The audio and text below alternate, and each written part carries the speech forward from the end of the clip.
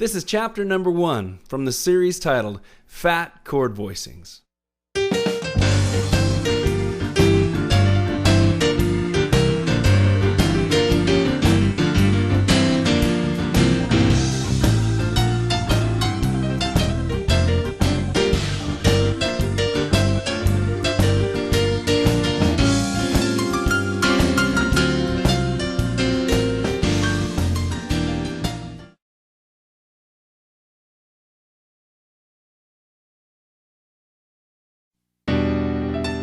Oh, I hope you're ready for this. Phat Chord Voicings, the series where we're going to take simple, ordinary chords that everybody plays and turn them into something that's rich, fat, and delicious that everybody loves to hear.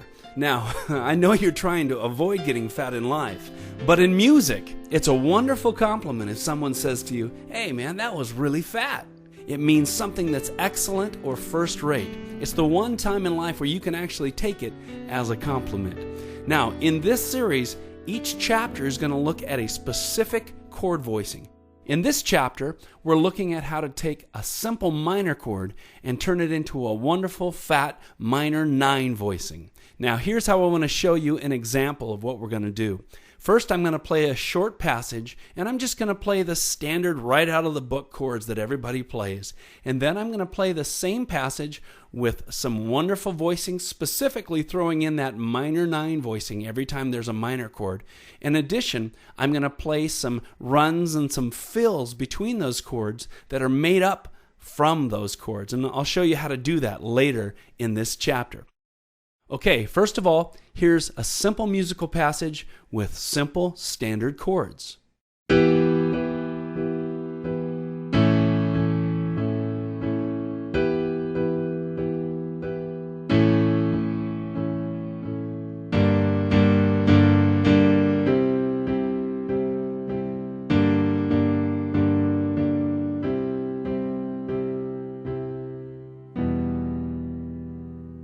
Now here's the same passage again with the same chords, but now we're playing them with opened up voicings that I'm going to show you how to do, and I'm throwing in some runs and fills made up from those chords that I will also show you how to do. Here it is.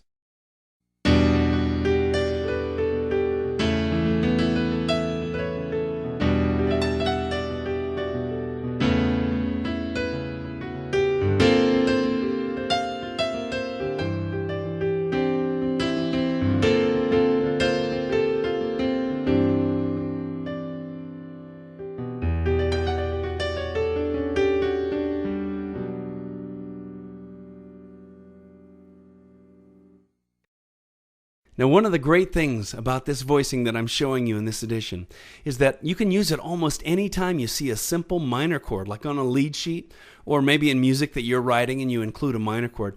Throw in this voicing instead, and instantly you've got a lot of richness. Let's take a look at how it's built. The voicing we're looking at is this. Nice and open. It's an open voicing because the notes are spread out, and it's based on an E minor triad. Now, we studied how to put all these triads together at the beginning of Pattern Piano and Keyboard, the original course. If you haven't had a chance to go through that course yet, make sure you take time to go through it. So here's E minor, right? This would be E major, here's E minor. Now, in Pattern Piano and Keyboard, the original course, we studied where the 7th comes from, right? Okay? So this voicing that I'm showing you includes the 7th. It also includes that what is it note. What is that note? 1, 2, 3, 4, 5, 6, 7, 8, 9, right? Okay? So we've got E minor triad, 7, and 9. Now we're going to take those same notes and spread them out into a voicing. Isn't that fantastic? Those are the exact same notes, but spread out. Let me show you how to do this. Now, if you can really get a handle on this, this is what separates folks who begin to play the piano and say, yeah, I play chord piano, and they just kind of bang out the chords, and those that really create fantastic music. And it isn't that huge of a concept. Once you understand how to voice chords, your musical vocabulary becomes so much richer. From there, you begin to play rhythmic patterns, and that's what we cover in our original course. You can find that on the main menu under More Lessons. And now, before we go on, I want to show you graphically exactly what it means to take a closed voicing chord like the E minor 9 that I just showed you, and open it up into a voicing. Now on the screen you can see exactly what I played just a minute ago. This is the standard closed position, non-voiced E minor 9 chord. From bottom to top, let's take a look at the notes. On the bottom you've got an E, which is the root, right, or the bottom of the chord. Then you've got the third, which is G natural. Then you have the fifth, which is B. Then you have the dominant seventh, which is D. And above that you have the F sharp, which is the ninth. Are you getting this? I hope you're getting this. If you haven't, you need to go through the original course. I know I beat that to death, but the truth is, once you understand music, then you can be really creative, and that's my number one thesis. So that's the standard number one way that 99% of the world keyboard players play an E minor 9 voicing, but not you. We're going to spread this thing out and give it some new life with a Phat Chord voicing. Take a look at the screen again.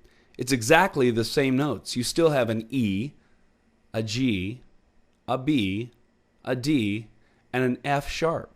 They're just in different places. And notice they're spread out. That's why the sound is so open. That's why this works so well when you have another instrument or a voice singing or playing the melody. It can just sail right through without getting all clustered and bound up. So I've got the left hand playing the green dots down there. Look at the left hand. It's playing the root way down on the bottom. It's an E. And it's playing the fifth, which is a B. Now the right hand is playing the denim colored notes. It's kind of the cool man. It's playing the third, right, a G natural. It's playing the dominant seventh, which is a D. And it's playing an F sharp up on top. That's what it means to take a closed position chord and open it up.